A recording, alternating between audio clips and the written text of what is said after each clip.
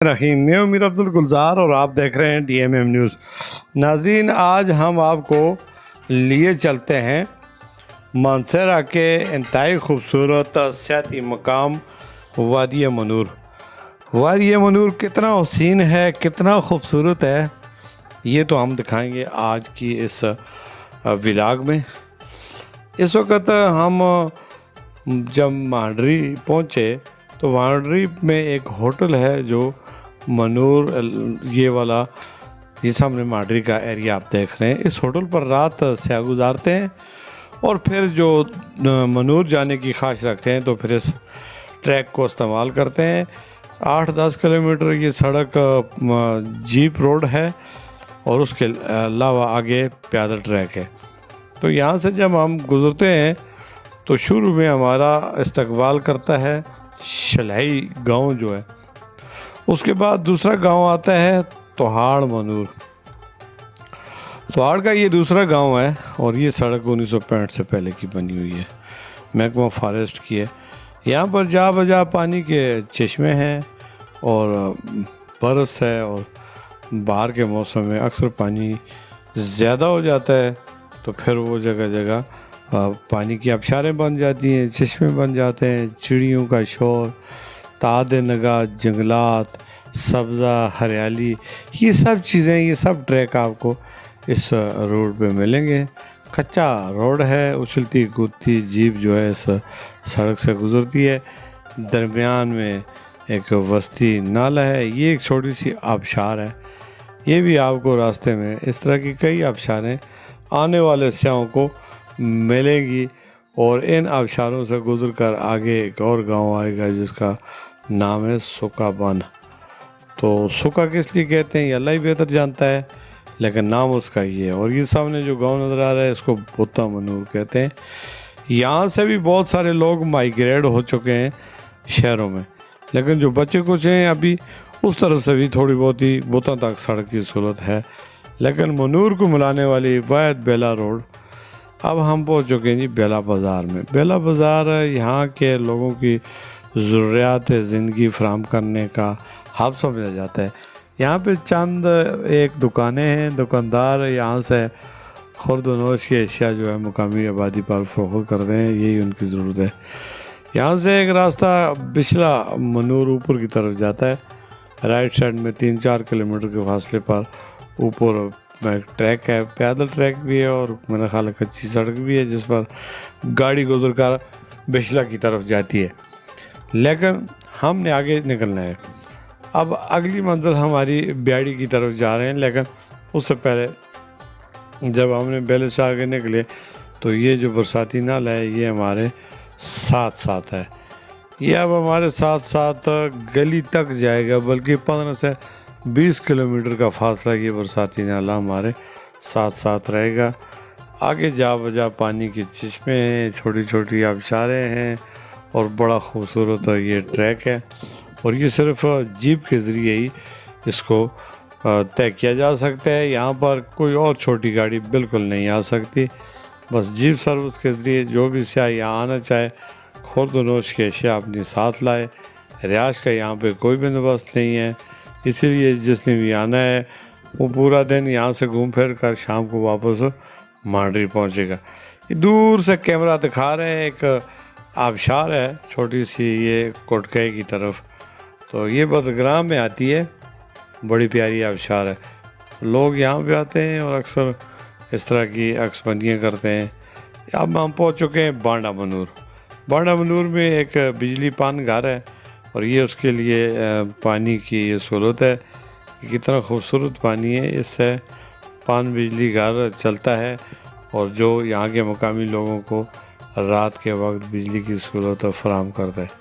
اب اس سے آگے ہم آہستہ آہستہ نکلیں گے، ہماری جیپ اچھلتی کودتی برساتی نالہ منور کے ساتھ ساتھ ساتھ یہ بانڈا منور سے آگے جب نکلے گی تو اب ہم پہنچ چکے ہیں بدل گراں۔ یہاں پر ایک پل ہوا کرتا تھا بدل گراں کا، جو بدل گراں وہاں پہ ایک مڈل پرائمری سکول ہے اور بہت سارے سکول ہیں ان کو ملانے کے لیے، لیکن وہ گزشتہ سال جو آنے والا فلڈ تھا، طوفانی ریلا، اس کی نظر کئی پل اور ہوئے، لیکن یہ برساتی نالے میں جو بنایا گیا پل تھا وہ گراں کا ٹوٹنے سے مقامی لوگوں کو بہت نقصان ہوا، آمد و رفت کا رابطہ منقطع ہو گیا، اور آج لوگوں نے اپنی مدد آپ کے تحت عارضی پل بنائے ہوئے ہیں جو ان کو کراس کرتے ہیں جناب۔ اس سے پھر آگے ہم نے اگلی منزل جو تھی وہ ہماری ابھی سیری کا میدان آ چکا ہے۔ سیری منور میں ایک چھوٹی سی ڈسپنسری ہے، چند ایک دکانیں، ایک جامع مسجد ہے اور آس پاس دیہی علاقہ ہے۔ تو جب سیری منور سے بھی ہم نے آگے ہماری گاڑی نکل چکی ہے، اب اگلی منزل جو ہوگی وہ بیاڑی کی ہوگی۔ تو یہ پیدل ٹریک بھی ہے اور کچی سڑک ہے جس پر صرف جیپ کے ذریعے سفر کیا جا سکتا ہے، بصورت دیگر اور کوئی چھوٹی گاڑی اس سڑک پر نہیں آ سکتی۔ تو یہ المیہ ہے کہ اگر اس علاقے کو سڑک کی سہولت فراہم کر دی جائے تو یقین جانیں چوگران، ناران، کاغان، شیڑاں اور دیگر جتنے بھی نادرن ایریا کے علاقے ہیں ان سب کی خوبصورتی میں ایک خوبصورتی وادی منور کی ہے، اور وادی منور بڑا ایک خوبصورت خطہ ہے، بڑا پیارا ٹریک ہے۔ اب یہ بیاڑی کا ایریا آ چکا ہے، بیاڑی سیری۔ اب بیاڑی سیری کا یہ رائٹ میں ایک پل ہے جو یہاں پہ ایک مقامی کونسلر ہے ان لوگوں کا، حاجی طوطا جان اس کو کہتے ہیں، یہ اس کے گھر کو راستہ جاتا ہے، اور اسی کے ساتھ ساتھ ہم آگے نکلیں گے۔ اب ہماری منزل جو ہے نا وہ آگے ہے، آگے یہ ریوڑی کا جو میدان آئے گا وہاں پہ ایک سرکاری ریسٹ ہاؤس ہے جو محکمہ فارسٹ کا بنا ہوا ہے 8-10 کمروں پر۔ تو سرکار کے جو لوگ آتے ہیں وہ باقاعدہ وہاں سے اس کی بکنگ کر کے آتے ہیں۔ تو وہاں پہ خوبصورت میدان ہے اور ساتھ میں یہ چشمے پانی اس کو دیکھنے کے لیے کئی لوگ آتے ہیں۔ وہ یہ اس سے علاوہ اور کوئی سہولت یہاں پہ نہیں ہے۔ خاص کر یہ جو پانی ہے یہ بہت پیارا اور جڑی بوٹیوں کا خوبصورت پانی ہے، آنے والے سیاحوں کے لیے ان کی صحت کے لیے بہت بڑی سہولت ہے۔ اس سے شوگر کے مریضوں کو، الرجی کے مریضوں کو، جلد کے مریضوں کو اور کئی قسم کے دیگر امراض کا یہ کلکمہ کرتا ہے۔ جو لوگ یہاں پر 1-2 دن ٹھہرتے ہیں وہ مکمل طور پر فرق محسوس کرتے ہیں کہ ان جڑی بوٹیوں کے جو پانیوں سے انسان کے معدے کے امراض، جگر کے امراض، جسم کے جتنے امراض ہیں وہ سارے دور ہوتے ہیں۔ لاکھوں روپے کی جڑی بوٹیاں ہر سال یہاں پر لوگ چوری کرتے ہیں اور دوسرے شہروں میں لا کر وہ فروخت کرتے ہیں اور کروڑوں روپے کماتے ہیں۔ تو اس پانی کو دیکھ کر ہی آدمی جو ہے نا اس کی تھکان دور ہو جاتی ہے۔ تو وہ جو شہروں میں گندا پانی پینے کی سہولت جو ہوتی ہے اور لوگوں کو بڑی دقت ہوتی ہے، اگر وہ وادی منور میں آ کر دیکھیں کہ یہاں پر دودھ کی مانند وائٹ پانی اور اتنا خوبصورت، یہ جھیل آنسو، سانگو اور مختلف جھیلوں سے نکلنے والا پانی ہے جو زمین کے اندر فلٹر ہوتا ہے جڑی بوٹیوں کی اس جڑوں کے ساتھ، جڑ کے ساتھ، جس کو ہم کہتے ہیں تنا کے ساتھ۔ تو جب وہ لگ کر آتا ہے تو واقعی اس کے اندر ایک بہت بڑی، یہاں پر ٹراؤٹ مچھلی بھی ہے، جنگلی جانور بھی بہت زیادہ ہیں، خاص کر ریچھ ہے، چیتا ہے اور ہارن ہے، کل بکریاں، بہت سارے دیگر اقسام کے جانور بڑی مقدار میں یہاں پر پائے جاتے ہیں۔ لوگوں نے بڑی خوبصورتی کے ساتھ اپنے گھر بنائے ہوئے ہیں اور ریسٹ ہاؤس نما گھر ہیں ان کے ہیں، فراخ دلی کا مظاہرہ کرتے ہیں۔ اگر کوئی مجبور سے آپ مل بھی جائے تو پھر یہ لوگ اپنا گھر خالی کر کے انہیں فی سبیل اللہ دے دیتے ہیں، اس سے رینٹ بھی نہیں لیتے۔ یہ کمال ہے ان لوگوں کا، اتنا بڑا اخلاق اور اعلیٰ و صاف اور اعلیٰ اخلاق کے مالک ہیں۔ سیکورٹی کا یہاں پہ کوئی رسک نہیں ہے، پرامن علاقہ ہے، ہر آدمی سیکورٹی پرامن رکھنے کے لیے تیار ہے۔ یہاں پہ شرح جرائم 0% ہے، منشیات بہت کم لوگ نہ ہونے کے برابر استعمال ہوتی ہے، چونکہ ایک دوسرے کو جاننے والے لوگ ہوتے ہیں تو ان کا گزر بسر ایک دوسرے کے بغیر نہیں ہوتا۔ مختلف اقوام ہیں یہاں پہ، نمبردار 4 ہیں جن کے نام سے یہ علاقہ پہچانا جاتا ہے۔ ارسلہ خان ہے، بوب جان ہے، محمد جان بوستان اور ملا مصطفیٰ سردار، طارق حفیظ اللہ وغیرہ، یہ 4 نمبرداروں کے نام سے یہ علاقہ جانا پہچانا جاتا ہے۔ بہت بڑا جنگل ہے، گھنے جنگلات ہیں، وہ بھی تعداد نگاہ میدان ہے، بگناڑ کا میدان ہے، بہت بڑا خوبصورت۔ یہ فضائی اس کا وہ عکس کیا ہوا ہے نوجوانوں نے۔ یہ برساتی نالے پر پل ہے جس سے گزر کر لوگ آر پار ہوتے ہیں اور ایک دوسرے سے ملتے ملاتے ہیں۔ حکومت کی طرف سے، سرکار کی جانب سے اس طرف کوئی توجہ نہیں ہے، نہ کوئی پل بنا کر دیا ہے اور نہ بجلی کی سہولت ہے، نہ پانی کی سہولت ہے اور نہ کچھ۔ پتھر کے زمانے کی سی زندگیاں یہ لوگ بسر کرنے پر مجبور ہیں اور اسی پر یہ خوش بھی ہیں۔ تو بڑا افسوس ہوتا ہے کہ اتنا خوبصورت ٹریک ہے، اتنا اچھا علاقہ ہے، اس کو تو پروموٹ ہونا چاہیے، لیکن اس کی عدم سہولیات کی وجہ سیاسی چپکلش بھی ہے، جو مختلف پارٹیوں کے لوگ ایک دوسرے کو لڑا جھگڑا کر ووٹ تو لے لیتے ہیں لیکن عوام کی سہولت کے لیے کوئی کام وغیرہ نہیں کرتے۔ یہ بڑا المیہ ہے یہاں کا۔ اب ہم پہنچ چکے ہیں جناب ریاوڑی کے بیاڑی کا میدان ہے۔